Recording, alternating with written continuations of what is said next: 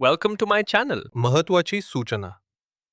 या व्हिडिओमधील सर्व माहिती केवळ शैक्षणिक उद्देशानं दिलेली आहे. ही कोणत्याही प्रकारची गुंतवणूक सल्ला नाही. गुंतवणूक करण्यापूर्वी कृपया स्वतःचा अभ्यास करा किंवा आपल्या आर्थिक सल्लागाराचा सल्ला घ्या. या व्हिडिओतील माहितीवर आधारित घेतलेल्या कोणत्याही निर्णयासाठी आम्ही जबाबदार राहणार नाही. धन्यवाद. जर कोणी असं म्हटलं की भारतातल्या एका 150 वर्षे जुन्या आणि एकदम पारंपरिक संस्थेने अचानक अशी काही आर्थिक वाढ नोंदवली आहे जी एखाद्या सिलिकॉन व्हॅलीतल्या वेगाने वाढणाऱ्या टेक स्टार्टअपलाही लाजवेल, तर साहजिकच कोणाचाही पटकन विश्वास बसणार नाही. हो, अगदी बरोबर. कारण अशा जुन्या संस्थांकडून आपण एका संथ आणि स्थिर वाढीची अपेक्षा करतो. नक्कीच. पण बॉम्बे स्टॉक एक्सचेंज म्हणजे आपला BSE यांच्या Q4 FY26च्या ताज्या आर्थिक निकालांवर नजर टाकली तर नेमकं हेच चित्र समोर येतं. आणि म्हणूनच या सखोल विश्लेषणामध्ये म्हणजेच आजच्या आपल्या या डीप डाईव्हमध्ये सगळ्यांचं स्वागत आहे. आज आपण केवळ काही कंटाळवाणे आकडे वाचून दाखवणार नाही आहोत. त्या आकड्यांच्या मागे नक्की काय दडलंय ते उलगडणार आहोत. हो, कारण एका जुन्या आणि प्रस्थापित संस्थेने स्वतःचा मूळ व्यवसाय न सोडता स्वतःला एका हायपर ग्रोथ इंजिनमध्ये कसं बदललंय हे समजून घेणं खूप रंजक आहे. म्हणजे बघ ना, सर्वांत लक्षवेधी बाब म्हणजे त्यांच्या एबिडामध्ये झालेली तब्बल 115% वाढ. कोणतीही एवढी मोठी संस्था आपला मूळ नफा इतक्या कमी वेळेत दुप्पट कसा काय करू शकते? कसं आहे, या वाढीमागे केवळ बाजारातला एखादा तात्पुरता उत्साह नाहीये. हा त्यांच्या बिझनेस मॉडेलमध्ये झालेला एक खूप मोठा आणि धोरणात्मक बदल आहे. ते आता केवळ शेअर्सची खरेदी विक्री करणाऱ्यांना एकत्र आणणारे एक जुनं व्यासपीठ राहिलं नाहीये. अच्छा, म्हणजे त्यांनी काहीतरी नवीन शोधलंय तर? हो ना, त्यांच्या संपूर्ण कार्यपद्धतीत एक नवीन ऊर्जा आली आहे. आपण आधी काही महत्त्वाच्या आकड्यांवर नजर टाकूया, म्हणजे या बदलाची व्याप्ती लक्षात येईल. Q4 FY26 मध्ये कंपनीचा एकूण रेव्हेन्यू म्हणजे महसूल हा 1564 कोटी रुपयांवर पोचला आहे. मागील वर्षीच्या तुलनेत ही जवळपास 85% वाढ आहे. बापरे, 85% वाढ एका तिमाहीत? हे खरंच थक्क करणार आहे. आणि एबिडाचा आकडा तर त्याहूनही मोठा आहे. एबिडा म्हणजे एकदम सोप्या भाषेत सांगायचं तर टॅक्स आणि इतर गोष्टी वजा करण्यापूर्वी कंपनीचा मुख्य व्यवसाय स्वतःहून किती रोख रक्कम किंवा कॅश तयार करतोय ते. हा आकडा 484 कोटींवरून थेट 1041 कोटींवर गेलाय. म्हणजे अक्षरशः 115% वाढ. आणि त्यांचा निव्वळ नफा म्हणजे नेट प्रॉफिट तो पण 61% वाढून 795 कोटींवर पोचलाय. आणि EPS म्हणजे अर्निंग पर शेअर 19.58 झालाय. हे आकडे ऐकून असं वाटतंय की हे एखाद्या प्रस्थापित वित्तीय संस्थेचे नसून एखाद्या टेक प्लॅटफॉर्मची आहेत. मला ना या पैशांच्या उगमाबद्दल थोडं समजून घ्यायचंय. म्हणजे मी एक साधं उदाहरण देते. समजा एखाद्या जुन्या पारंपरिक सुपरमार्केटने अचानक एक नवीन आणि अत्यंत लोकप्रिय असा विभाग सुरू केला, ज्यामुळे त्यांचा नफा थेट दुप्पट झाला. BSEच्या बाबतीत असंच काहीसं घडलंय का? हे सुपरमार्केटचं उदाहरण अगदी चपखल आहे. कारण BSEच्या बाबतीत तो नवीन आणि लोकप्रिय विभाग म्हणजे इक्विटी डेरिव्हेटिव्हज. अच्छा, इक्विटी डेरिव्हेटिव्हज. ऐतिहासिकदृष्ट्या BSEला त्यांच्या कॅश इक्विटी मार्केटसाठी ओळखलं जायचं. लोक शेअर्स घ्यायचे आणि वर्षानुवर्षे ठेवून द्यायचे. पण आता त्यांनी अतिशय आक्रमकपणे डेरिव्हेटिव्हज मार्केटमध्ये स्वतःचं स्थान निर्माण केलं आहे. एकट्या चौथ्या तिमाहीत या भागाने जवळपास 1127 कोटींचा महसूल मिळवून दिला आहे. एक मिनिट, फक्त एका तिमाहीत 1127 कोटी? म्हणजेच इक्विटी डेरिव्हेटिव्हज हा आता BSEसाठी असा एखादा ब्लॉकबस्टर चित्रपट बनला आहे जो एकट्याच्या जीवावर संपूर्ण थिएटरचा महसूल चालवतोय. अगदी तसंच. आणि यातील सर्वात महत्त्वाचा घटक म्हणजे त्यांचा ॲव्हरेज डेली प्रीमियम टर्नओव्हर. हा आकडा आता 2,89,260 मिलियन्सवर पोहोचला आहे. पण प्रीमियम टर्नओव्हर ही संकल्पना थोडी तांत्रिक वाटते.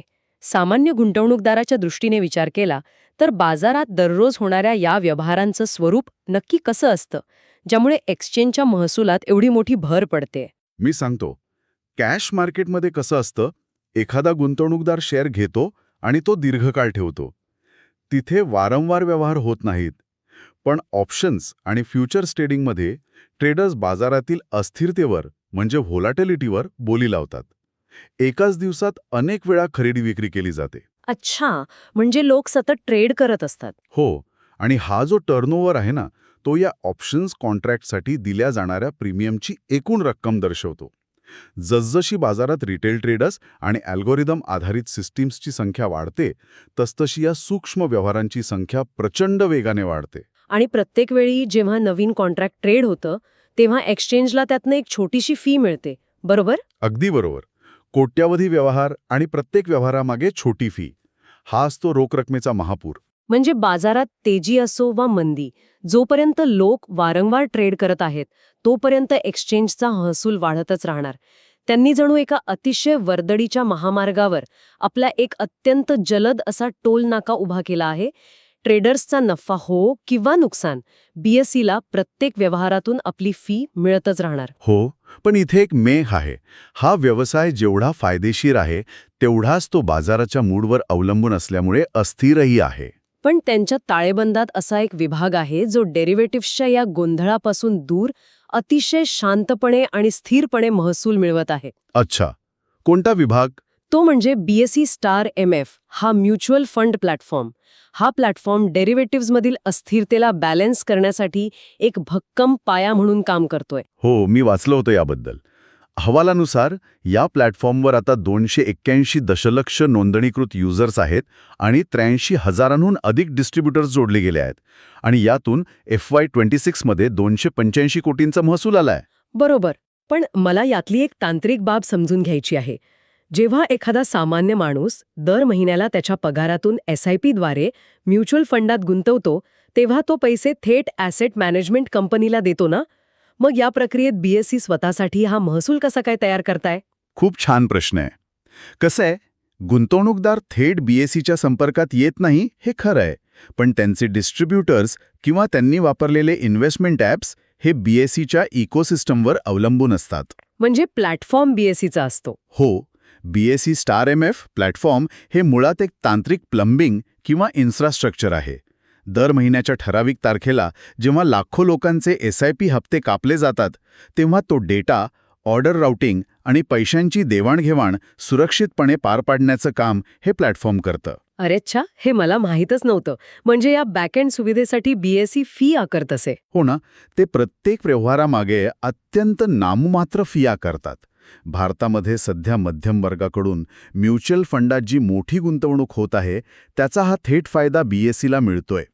जोपर्यंत लोक दर महिन्याला गुंतवणूक करत राहतील तोपर्यंत ही महसुलाची पाईपलाईन अखंड सुरू राहील. हे तर एकदम भारी मॉडेल आहे. म्हणजे एका बाजूला डेरिव्हेटिव्हमधनं येणारा तो प्रचंड पैसा आणि दुसऱ्या बाजूला SIP-मधनं मिळणारा स्थिर महसूल.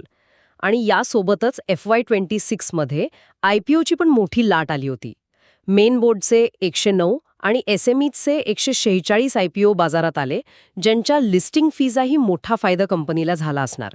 नक्कीच झालंय. आणि या सर्व आकडेवारीमध्ये एक आकडा असा आहे जो माझ्यासाठी पचवणं थोडं कठीण जातंय. कोणता आकडा? तो म्हणजे त्यांचा ऑपरेटिंग EBITDA मार्जिन. हा मार्जिन तब्बल 67 ते 68% घरात आहे. मी विचार करत होते, कोणत्याही पारंपरिक व्यवसायाचा, समजा एखादा मोठा कारखाना किंवा रिटेल चेन आहे, त्यांच्या जर 15 ते 20% मार्जिन असेल तर तो व्यवसाय अत्यंत यशस्वी मानला जातो. हो, पारंपरिक व्यवसायात तेवढाच असतो.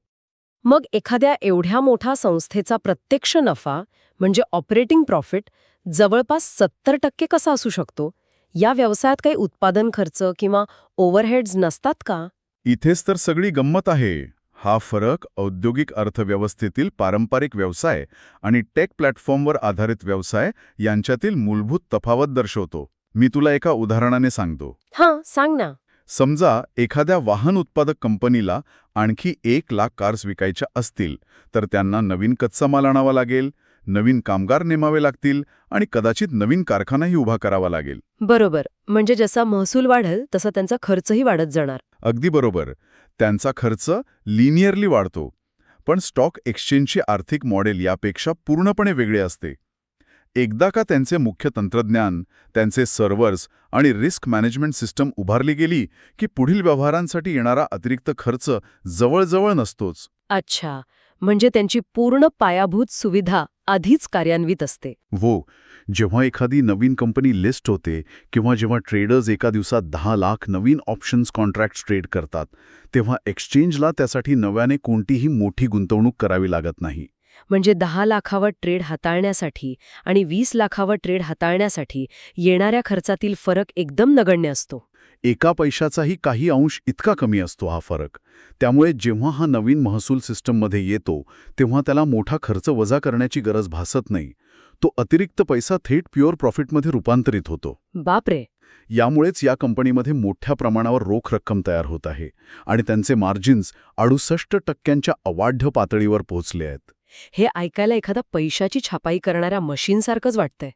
प्रचंड मार्जिन्स, शून्य इतका अतिरिक्त खर्च आणि सतत वाढणारा महसूल. पण कोणत्याही आर्थिक संरचनेत काही कमकुवत दुवे असतातच ना. जर हा संपूर्ण डोलारा ट्रेडिंगच्या मोठ्या व्हॉल्यूमवर आणि सतत येणाऱ्या IPOवर उभा असेल तर भविष्यातील धोके काय आहेत? धोके नक्कीच आहेत. जर उद्या बाजारातील ही तेजी संपली तर या मॉडेलवर काय परिणाम होईल? व्यवस्थापन या धोक्यांचा सामना करण्यासाठी IT इंडेक्स डेरिव्हेटिव्हसारखी नवीन उत्पादने आणत आहे. आंतरराष्ट्रीय विस्तारावर भर देत आहे, पण ते पुरेसे आहे का? तू खूप महत्त्वाचा मुद्दा मांडलास. सर्वात मोठा धोका बाजाराच्या लहरीपणावर असलेल्या याच अवलंबित्वामध्ये दडलेला आहे. सध्या बाजार विक्रमी पातळीवर आहे, त्यामुळे लिक्विडिटी भरपूर आहे आणि रिटेल ट्रेडर्सचा सहभाग उच्चांकावर आहे. हो, सगळेच जण आजकाल ट्रेडिंग करताना दिसतात. पण जर समजा जागतिक अर्थव्यवस्थेत एखादा मोठा धक्का बसला, व्याजदर अनपेक्षितपणे वाढले किंवा मंदीची लाट आली, तर हा ट्रेडिंग व्हॉल्यूम एका रात्रीत खाली येऊ शकतो. IPO रद्द होऊ शकतात. आणि मग तो 68% मार्जिन टिकणार नाही? बरोबर. जेव्हा महसूल वेगाने कमी होतो पण फिक्स कॉस्ट तशाच राहतात, तेव्हा हे मार्जिन खूप वेगाने संकुचित होऊ शकतं. दुसरं सर्वात मोठं आव्हान म्हणजे नॅशनल स्टॉक एक्सचेंज म्हणजेच NSEचं वर्चस्व. हो, NSEकडे बाजारातील सर्वात मोठी लिक्विडिटी आहे ना? होय, आणि नुसते नवीन प्रॉडक्ट्स लॉन्च करून या स्पर्धेत टिकता येत नाही. मोठ्या इन्स्टिट्यूशनल ट्रेडर्सना अशी जागा हवी असते जिथे ते करोडो रुपयांचे ट्रेड स्वतःचं नुकसान न करता वेगाने पूर्ण करू शकतील, आणि तिथेच लिक्विडिटीची ताकद महत्त्वाची ठरते. आणि या सर्वामध्ये मला वाटतं त्यांच्या सध्याच्या व्हॅल्युएशनचा मुद्दाही खूप गंभीर आहे. हा स्टॉक सध्या खूप जास्त प्राइस टू अर्निंग्ज म्हणजे PE रेशोवर ट्रेड करत आहे. नक्कीच त्यांचं व्हॅल्युएशन खूप महाग आहे सध्या. याचा अर्थ गुंतवणूकदारांनी आधीच भविष्यातील प्रचंड वाढीची अपेक्षा करून स्टॉकची किंमत वर नेऊन ठेवली आहे.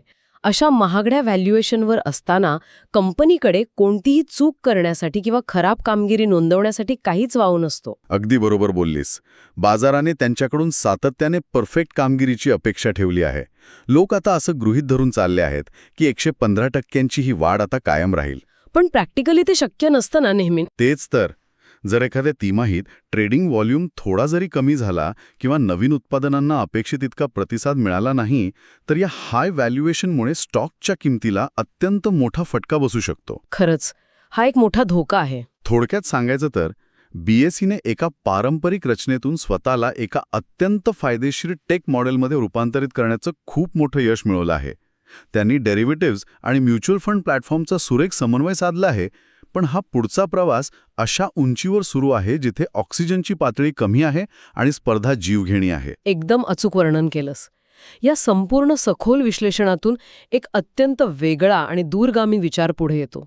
आज आपण पाहिलं की BSE सारख्या संस्था त्यांच्या उच्च नफ्याच्या मार्जिनमुळे आणि तांत्रिक पायाभूत सुविधांमुळे कोणत्याही पारंपरिक वित्तीय संस्थेपेक्षा एका सॉफ्टवेअर किंवा टेक कंपन्यासारख्या जास्त वाटत आहेत. हो, त्यांचे मार्जिन्स टेक कंपन्यांसारखेच आहे. पण जर ही स्टॉक एक्सचेंजेस आता निव्वळ अवाढव्य डेटा हाताळणारे टेक प्लॅटफॉर्म्स बनत चालले असतील, तर भविष्यात जेव्हा आर्टिफिशियल इंटेलिजन्स किंवा AI बाजारातील संरचना पूर्णपणे आपल्या हाती घेईल किंवा ब्लॉकचेन तंत्रज्ञानामुळे खरेदी विक्रीची पद्धत पूर्णपणे डिसेंट्रलाइज्ड होईल, म्हणजे मध्यस्थांची गरजच उरणार नाही. अगदी तेच. जेव्हा मध्यस्थांची गरजच उरणार नाही, तेव्हा या एक्सचेंजेसची भूमिका नक्की काय असेल?